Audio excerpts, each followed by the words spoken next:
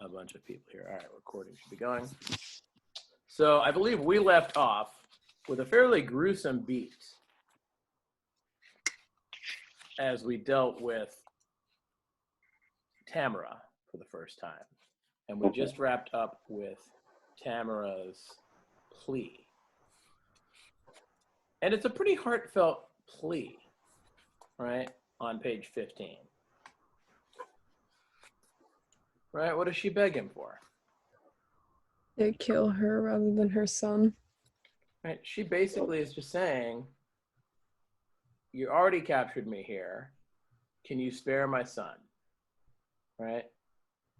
I'm not sure if she specifically is saying even kill her, as opposed to even just spare them. But she says, at least, isn't it enough that I'm a prisoner here? Versus, can you not kill these sons? And she even says to him, look, if you think it was noble for your sons to be fighting in this war, it was noble for me, from my perspective, for my sons to be fighting in this war. That's all I'm saying. Now, here's what you need to understand, and they're going to compare them to Scythia too, but the Goths and what they think about the Goths. The Goths will think of the Romans as being barbarous, and the Romans will think of the Goths as being barbarous. So the question of who the enemy really is here is a little dicey. Where are the Goths from? Where are the Goths from? So anybody know the Goths? There's kind of like a nomadic Germanic tribe from like Central to Western Europe, where Germany is now roughly. So yeah, what we call Germanic, which means, Okay, gotcha. Vaguely near Germany's area of Europe-ish. Yeah, I've heard that. Traveled through Obviously, that area, Goths, right? I don't know if they talk here about, let's see, because sometimes Shakespeare's intent too, where he uses some terms a little interchangeably that are not. I don't think he has that here. But the Goths would have been sort of who a lot of these battles were with, in terms of sort of the opposite of Rome and how Rome saw themselves, right? That Rome saw them. It would be very much an Apollonian Dionysian conflict, right? Where Rome would see itself as order and civilization, and they'd see the Goths as kind of barbarians. But if you do the flip side of that, for example, the early colonists in America saw themselves as the Apollonian intellectual ones, and they saw the Indians as savages. And the Indians saw themselves as natural, planet-centered people for the most part, and saw the settlers and colonists as fools for the stuff they believed. So they really thought that they were not Apollonian at all from their point of view. So everything goes back to the Star Wars line from the first Star Wars movie, or I guess it's actually the third Star Wars movie, from a certain point of view. Or is it? No, I guess it's in 2. I think it's in Empire. That's 3. Yeah. Is it 3? Is it all the way to 3? That's Revenge of the Sith. That's right, because it's got to be when he comes back. But originally it's from. From my point of view, the Jedi are evil. Yeah. But originally that line comes from the original trilogy, where Luke reveals to Obi-Wan that he finds out and calls him on the fact that you said Darth Vader killed my father, and he said everything I told you is true from a certain point of view. Oh, okay. So there you go. I'm working on my Obi-Wan beard, so. My goal is to get. I've got the point going from the Obi-Wan Clone Wars beard. There is what I'm working on. Yeah. I've never seen any of the Star Wars movies. Zara. All right, your homework this weekend is to go and watch Star Wars: A New Hope, the original Star Wars movie. Aren't there like 7 of them or something? Yeah, but just the first. You watch the first one. The first, you could stop after the first trilogy and be fine. Yeah. Okay. My dad was telling me remember, once it's they're 4 like through out of 6. order or something. Yeah, start with 4, but it wasn't 4 originally. It was one that came out in '77. I watched the original one with Steven, and the first thing I said after the movie was over, he's like, do you like it? I was like, I don't know. There's too much space for me. I need a break. I need to go look at like some houses on the ground. I was like dead serious what I said, and he looked at me. He's like, it's called Star Wars for a reason, right? I was like, oh, I guess I forgot. Yeah, it's although technically Star Wars is more fantasy than sci-fi. I remember having this conversation. Yeah, which is why they used it back at the lower school for your hero's journey. because George Lucas actually patterned it all on the hero's journey. So it's actually pretty textbook. Yeah. All right. But yeah, everybody should see Star Wars as a cultural reference point. And it holds up really well for a movie that is now, what, 40 some years old? Yeah. 70, what's 77 from now? 2020 minus 1937. 43 years old. So how about that? All right. So let's pick up then we're on page 17 in this edition. Act 1, Scene 1. I think we just got through line 1, up to like line 130.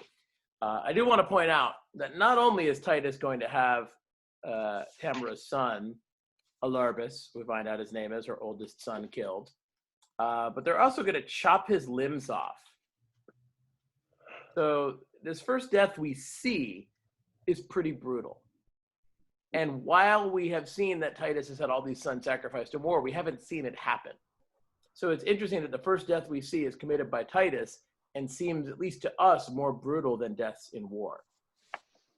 But their belief here really that the river Styx was, that your soul would be hovering there and unable to cross until this price was paid. This idea of debt becomes very important to the play, and we'll see it over and over again. So let's pick up. I'm going to need a Tamara, Leanna. I'll need a Chiron and Demetrius. Caroline, Chiron. Abby, Demetrius. I'll need a Lucius, Titus's eldest son. Zara. Let's see. I'll read Titus. I need a Lavinia, Titus's daughter. Am I out of people? It's just me and Phil, isn't it? All right. Who wants to be Lavinia? Good Phil, you got Lavinia. Do Lavinia? And Thomas, you want to take on Marcus? I'll take Marcus, yeah. Titus's brother. And then we're going to switch off then. So my Chiron and Demetrius, you're not going to have anything else you've got to do after your first two lines here. So who wants to be one of the emperor candidates here? Saturninus. So Caroline takes Saturninus. And who was my Demetrius? Abby, if you would take on Basanius, if we get that far. Okay, we are on line 130. Tamara speaks aside to her sons, lamenting Alarbus's fate. Oh, cruel, irreligious piety. Was never Scythia half so barbarous? Pose not Scythia to ambitious Rome. So he's saying, don't even compare them, right? Now, Scythia is another reference if you look on the side. It's apparently an unearned reputation from what I was reading in Asimov, that Scythia is just like the thing, it's sort of like, I don't know, in the 50s, the thing to scare your children would be to use gypsies because they were, a nomadic people, so that somehow is always threatening to us. Same thing here. Scythia, the region was kind of wild and there were a lot of people there. So it becomes the reference for anything that's sort of savage, even though the people, they really didn't have a reason to have that reputation. Alarbus goes to rest and we survive. To tremble under Titus's threatening look. So it's like, this is even worse. We're stuck here. We got to deal with Rome, who are the kind of people who lop people's limbs off after a war's over. Then, madam, stand resolved, but hope withal. The self-same gods that armed the queen of Troy, with opportunity of sharp revenge upon the Thracian tyrant in his tent, may favor Tamora, the queen of Goths, when Goths were Goths and Tamora was queen, to quit the bloody wrongs upon our foes. So what's his hope here? What's their best hope? Tamara will avenge them, pretty much. Yeah, so he makes a comparison to the Queen of Troy. And if you look at the whole reference to King Priam and Troy, which is funny because Titus has actually made that reference to King Priam as well. You'll see, ultimately, we don't have to get this story, but we can see that the Queen of Troy got revenge on, it says, the Thracian tyrant in his tent, which was Paul Nestor. If you look over there, he's in the picture, I think, or Hecuba's Queen of Troy. So there you go. So we're not talking about Helen here. We're talking about Hecuba, Queen of Troy. Just a revenge comparison. This is, by the way, ultimately going to be what we would call a revenge tragedy. So what that means is it's not going to have the arc of our typical tragedy. So remember I talked about Senecan tragedy a little the other day? So that idea of, anybody see the movie Kill Bill? A little bit. So in Kill Bill, there's 2 parts to it. But part 2 starts out in the middle of the story. We don't really know how everybody got there. And like the second scene we see after a little intro scene is basically a woman showing up and having a knife fight with another woman in her home. And so it's just two women who are both able to kick ass fighting with knives. And one wins. We don't really know what's going on. We just see 2 equally strong women fighting each other. And we don't even know like why the one is trying to get revenge on the other. So it actually makes them both look kind of bad. In fact, sometimes our heroine looks worse, I fear, because we see her killing this woman in her house in front of her daughter. But she wants revenge. So Tarantino's point was, this is a revenge tragedy. And normally what happens is you see the thing happen to the person and then you watch as the revenge unfolds. He said, no, I wanted to get right to the revenge in part 1. So he did a 2-part movie, but he started in the middle and then backtracked, and part 2 becomes a lot of the backstory. It's a pretty interesting movie. A lot of gore, but if you can handle that, the fight scenes are gorgeous and they're very different. There's one fight scene that's like her against 88 different ninja Yakuza guys. And then there's one fight scene right after that that's just her and one woman fighting with snow falling behind them. That's beautiful. So there's a whole animated sequence of one of the people as a child, like all kinds of different things. So pretty cool movie. There's one fight that takes place entirely inside a trailer, which if you've ever tried to have a sword fight in a trailer, it's very hard because you go to lift your sword, you hit the ceiling. It's hard.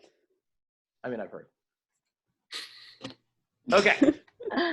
So what's going to happen here is we're going to see the need for revenge happen fairly soon.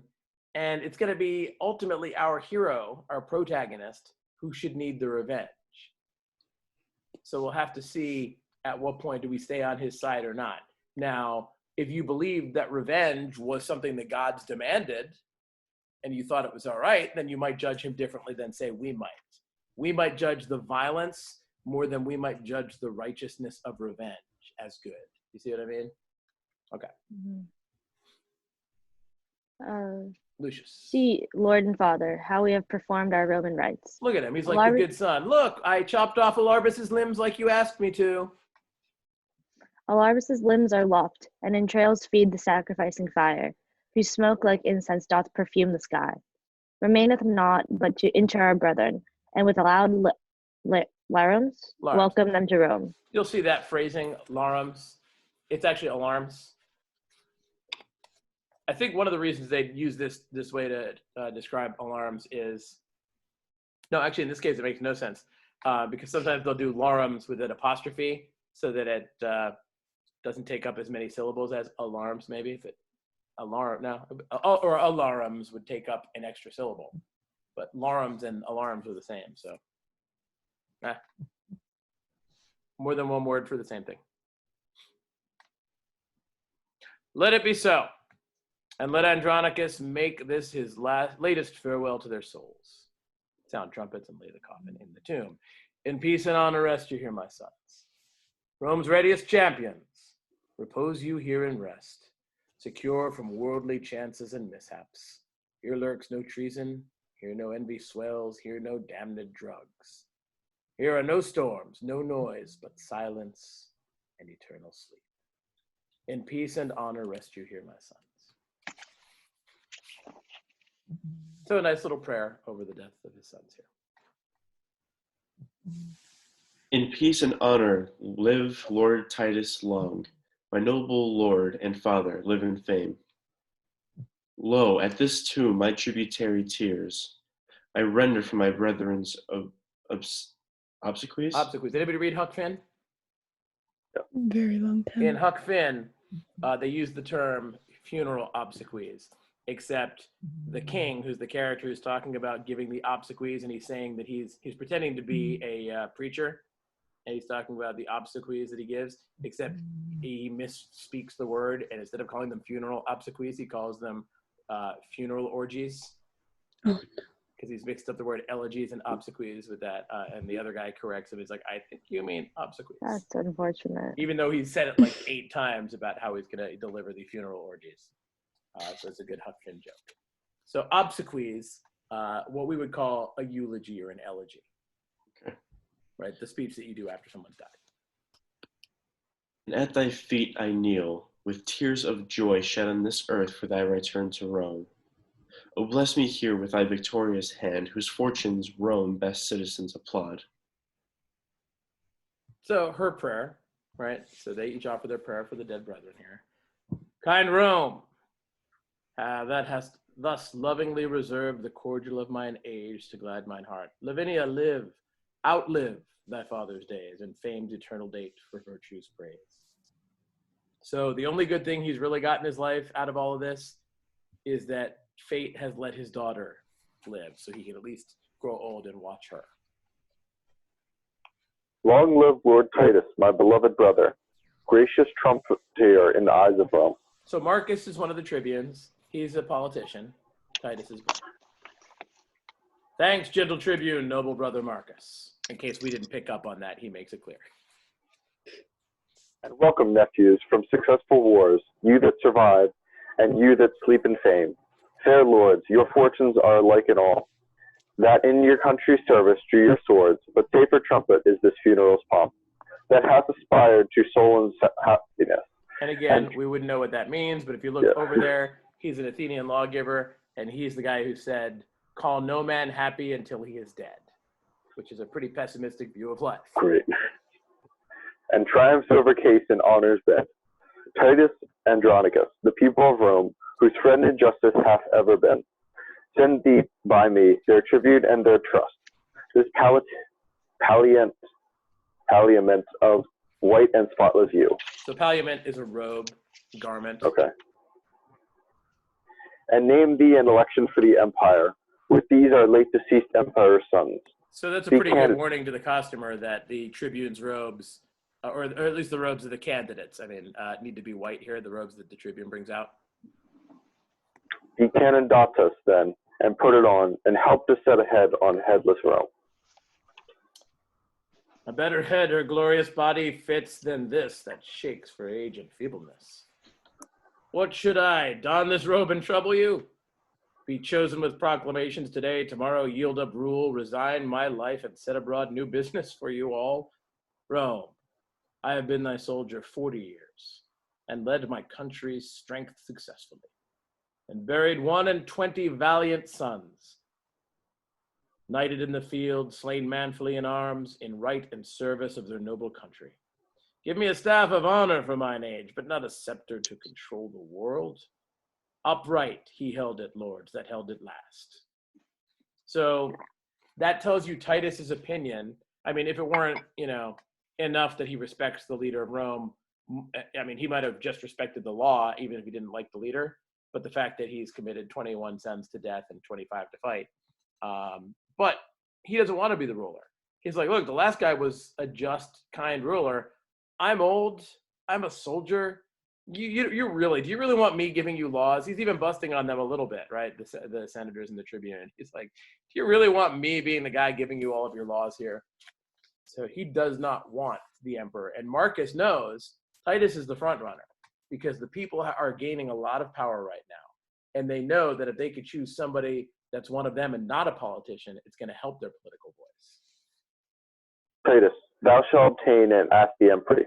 So he's like, dude, if you run, you're going to win. Proud and ambitious tribune, canst thou tell? And Saturninus is sarcastic here. They don't quite know what he means, but I always take this line to be sort of like, oh, you think so? Like being sarcastic. So it's because Saturninus is just kind of a douche. Patience, Prince Saturninus. Romans, do me right. Patricians, draw your swords and sheath them not, till Saturninus be Rome's emperor. Andronicus, would thou were shipped to hell rather than rob me of people's hearts. Now, it's interesting. This almost seems a little contradictory with what he said earlier when he was dismissing all of his people. Remember that? Yeah. So staging-wise, I think you got to figure out whether one of these lines is not to be taken literally, if the other one is more about just sheathing, but he's he's basically inciting the mob. I don't want to say he's like any political leaders that we know, but there may have been a few like this in the world, who try to get their mobs to do all the work for them. And so what does he do? But he says, everybody fight for me here if he's not going to do this. Be ready. And Lucius sees what Titus is trying to do here.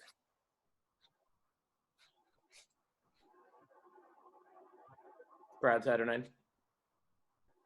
Do we have Lucius? Oh, we don't have a Lucius. Proud Saturnine, interrupter of the good, the noble Titus, noble minded, but Titus easy.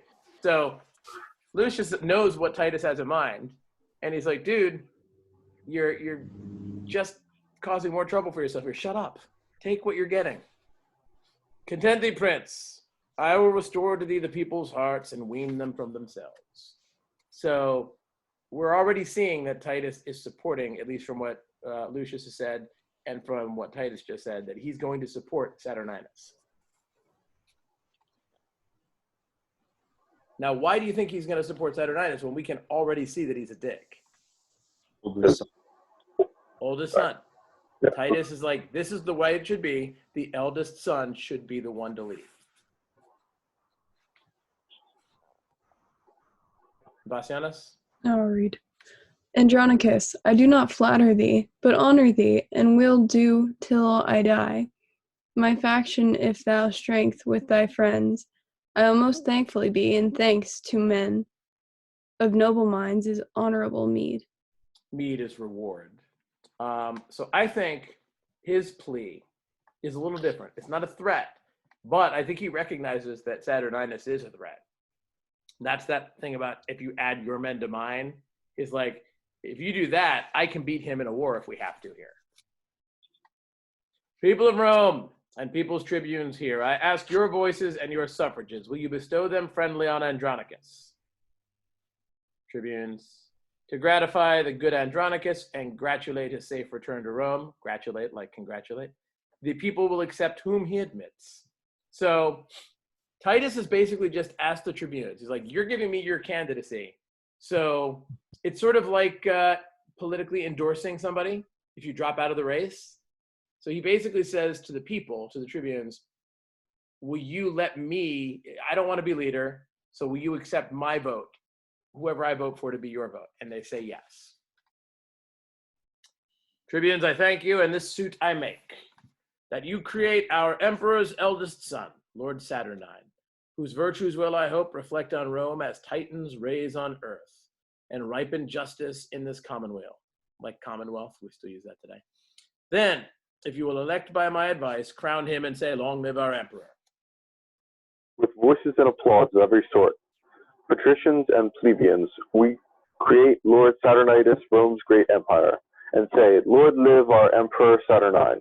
A long flourish till everyone comes down, and Saturninus has to now thank Titus for this.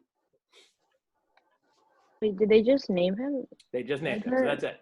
They're like, That's okay, cool. Titus, we're going to do what you say. We're going to name Saturninus. So Saturninus is now emperor of Rome.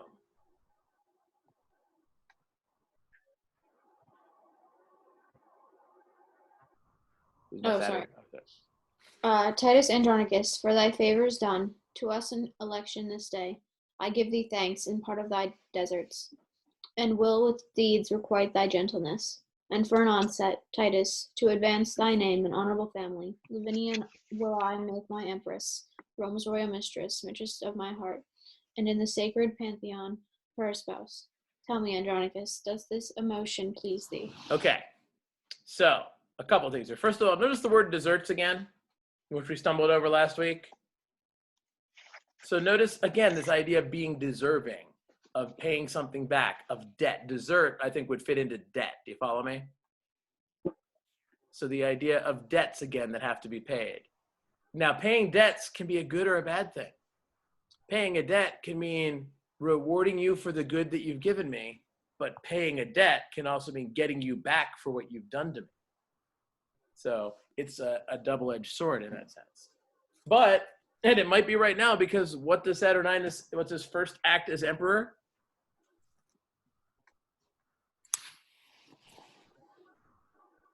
What does he say he's going to do here? Give back his debt.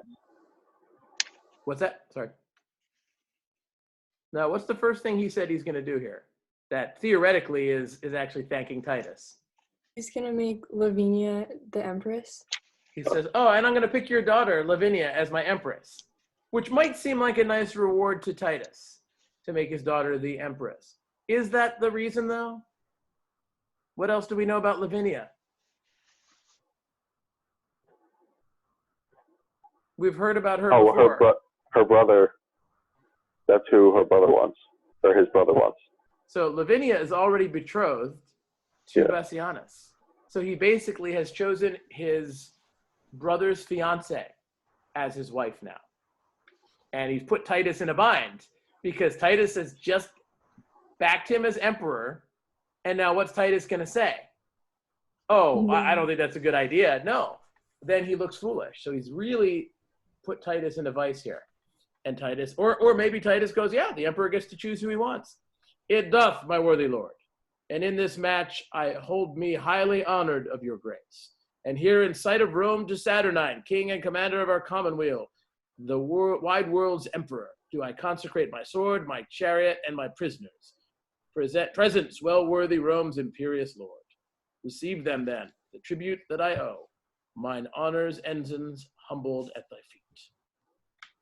So the tokens, the signs of my honor at your feet. He's like, that's great. Plus I got prisoners for you and all the stuff we stole from the Goths. Thanks, noble Titus, father of my life. How proud I am of thee and of thy gifts. Rome shall record. And when I do forget the least of these unspeakable deserts, Romans, forget your fealty to me. Okay, so he's saying, I respect this so much. Like, if I ever seem like I don't, then you should just not follow me. So, which of course, seeing what a douche Saturninus is already, we see that that's probably not going to be the way that he behaves. Now, madam, and he's talking to Tamara, are you prisoner to an emperor? So instead of me, you're not just a soldier's anymore. You're now an emperor's captive. To him, that for your honor and your state will use you nobly and your followers. And Saturninus checks her out. He's like, damn.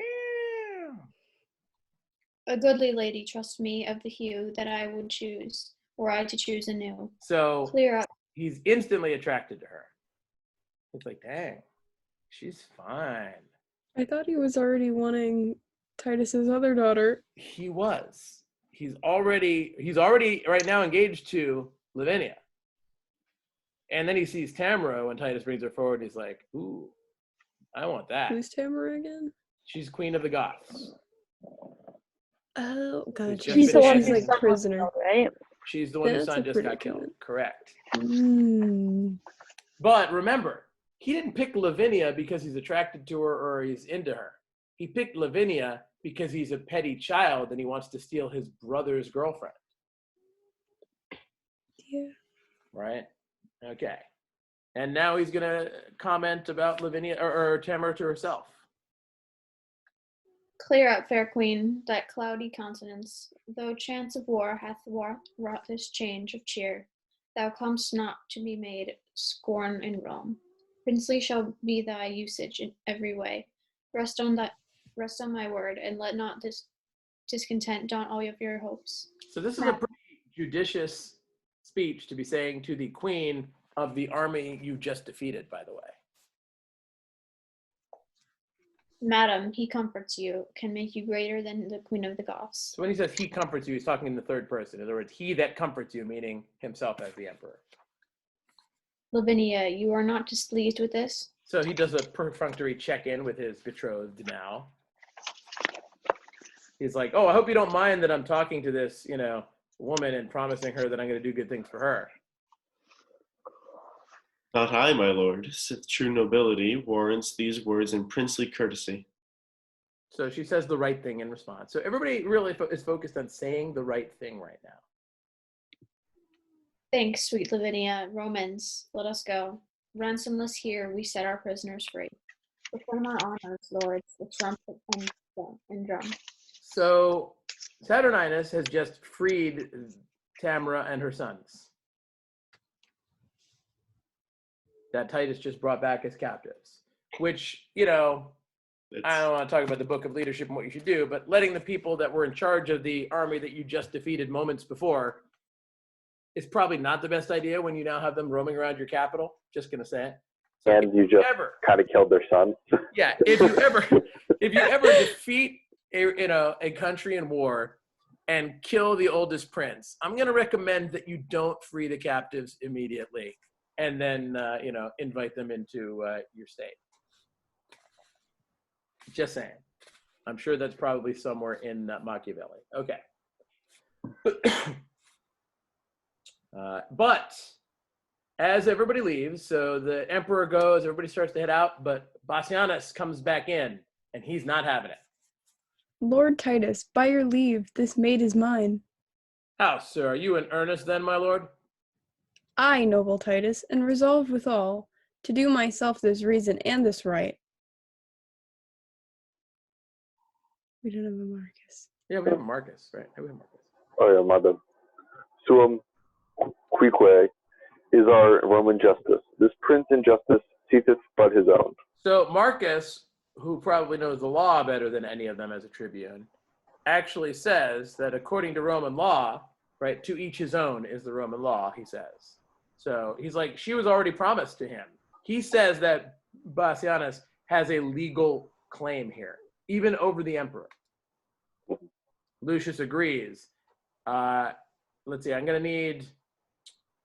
Who's not reading right now? I think I was reading as Lucius, and then I read one of the lines, but I think it was muted, which is why you didn't hear me. I was Okay. going to interrupt, so I was like, yeah, that's so, fine, all I'll right. just go with it. All right, so if you take on Lucius, and then I'm going to need a Mutius in a moment. Saturninus, would you take on Mutius too? They won't be on at the same time, you'll see. Okay. So Lucius comes in and also says he's going to threat too. So they're all threatening to take Lavinia away, and Titus calls them out. Traitors, avaunt! And he calls for the emperor's guard. Where is the emperor's guard? Enter Saturninus and his guard. Treason, my lords. Lavinia is surprised. Surprised? By whom? And look at Bassianus again, claiming the law here on his side. By him that justly may bear his betrothed from all the world away. So he's saying engagement counts legally here, pal. I can take her and no law can stop me.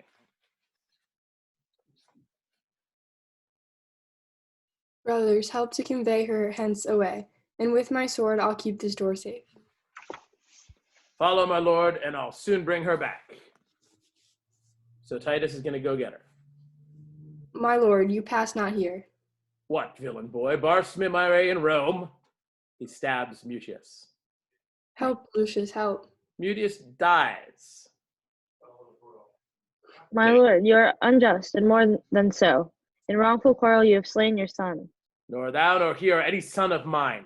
My sons would never so dishonor me. Traitor, restore Lavinia to the emperor. Dead, if you will, but not to be his wife. That is another lawful promised love. Okay. So Titus had 25 sons. He's down to 3. 4 now. Down to 3. 1 killed by his own hand. Wait, I'm confused. Why are they trying to take Lavinia away? Because Lavinia is engaged to Bassianus. Saturninus claims her now as the emperor's wife to steal his brother's fiance. And Bassianus says, nope, I'm taking her. She's coming with me. And Titus's other sons agree. They know Saturninus is a jerk and that Bassianus is in the right here and the law is on their side. And Mutius, probably symbolically stands there to defend the getaway, and Titus kills him. Gotcha. So this is where maybe Titus's flaw right now is what? Rage. Maybe. Following the law too strongly. Well, not following the law. I don't know. Well, no, if it's this is following the law. emperor. Yeah. He follows the emperor. He's a military. What he sees, respect to the emperor, is even over law. Rome, he sees as the emperor, right? Mm-hmm. Julie Taymor puts it really clearly on one of the audio tracks for the DVD. She actually says his tragic flaw, she says, is his rigidity. That he's so rigid that he follows the letter of the law exactly like that, right? So if the emperor says it, that's why he picks Saturninus. It's why, so far, look at what's happening. He's making all of these choices that have good Apollonian reasoning, right? Good logic to them. And they're bad choices, even though they're Apollonian, that have now led to the death of his son. And Saturninus comes back in with everybody. No, Titus, no. The emperor needs her not, not her, nor thee, nor any of these thy stock. I'll trust by leisure him that mocks me once, thee never, nor thy traitors haughty sons. Confederates all thus to dishonor me. Was none in Rome to make a stale but Saturnine. Full well, Andronicus, agree these deeds with that proud brag of thine. That saidst, I begged the empire at thy hands. So he expresses his insecurity here. What he says at the bottom, he's like, oh, you thought I needed you to be emperor? He's like, I am emperor, bitch. So notice what's happening here. He's managing to cut himself from Titus here in a way, which is pretty clever. He's gotten rid of Lavinia, so now he doesn't have to marry her. So he's made his little stand against his brother without actually having to follow through and now be stuck married to Lavinia. Oh, monstrous, what reproachful words are these? But go thy ways. Go give that changing peace to him that flourished for her with his sword. So now he's calling her a whore. Oh my God. That changing peace, right? Faithless woman. A valiant son-in-law thou shalt enjoy, one fit to bandy with thy lawless sons, to ruffle in the commonwealth of Rome. Let's remember, these are war heroes who just got back having lost 21 of their brothers that he's talking about, by the way. These words are razors to my wounded heart. And therefore, lovely Tamara, queen of Goths, that like the stately Phoebe amongst her nymphs, dost overshine the gallant dames of Rome. If thou be pleased with this my sudden choice, behold, for my ride. So notice here what he's going to do. Priest and holy water are so neat, and tapers burn so bright, and everything in readiness for Hymenaeus stand. I will not resalute the streets of Rome, or climb my palace till from forth this place. Sounds like just Hymen, the Roman god of marriage. I lead espoused my bride along with me. And here in sight of heaven to Rome I swear, if Saturnine advance the queen of Goths, she will a handmaid to be his desires, a loving nurse, a mother to his youth. There's a lot to read into those lines. That is where she concerning. plays into kind of the sexuality of it, right? But also she really plays into anything he might want from her, because she's older than him, right? She's been queen for a while already, and she's usually cast older than him. And so she points out, though, that she's got experience, but she'll also be subservient to him. So she's really playing into this guy's insecurity. She already knows how to play him in about 3 lines. And he gets what he wants.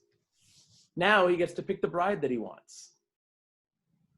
Ascend, fair queen, to Pantheon. Lords, accompany your noble emperor and his lovely bride, sent by the heavens for Prince Saturnine, whose wisdom hath her fortune conquered. There shall we consummate our spousal rights. So they're going to get married. I am not bid to wait upon this bride. Titus, when wilt thou want to walk alone, dishonored thus, and challenged of wrongs? So this is not what Titus is used to. He's been pretty praised by Rome. Titus, see what thou hast done. In a bad quarrel slain a virtuous son.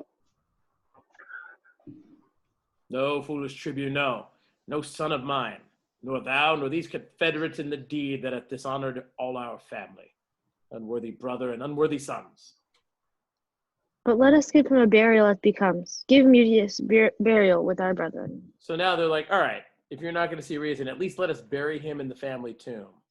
Traitors away. He rests not in this tomb. This monument 500 years has stood, which I have sumptuously reedified. Here none but soldiers and Rome's servitors repose in fame, none basely slain in brawls. Bury him where you can, he comes not here. My lord, this is impiety in you. My nephew's Mucius's deeds do not plead for him. He must be buried with his brethren. I don't know if we have a Mardius. I don't think so. And shall, or him we will accompany. And shall. What villain was it spake that word? He that would vouch it in any place but here. So now Marcius is threatening him. So Mardius would take him on too now. What? Would you bury him in my despite? No, noble Titus, but entreat of thee to pardon Mutius, and to bury him. Marcus, even thou hast struck upon my crest, and with these boys mine honor hast thou wounded. My foes, I do repute you every one. So trouble me no more, but get you gone. Quintus, he's not himself. Let us withdraw. Not I, till Mutius' bones be buried. Sorry, we're out of people. Okay, so the next minor little argument they have here is about whether or not they're going to go ahead and bury Mutius, right? According to what, again, expectation is. And now Titus has his own logic for why Mutius can't be buried here, because he wasn't killed honorably, he says.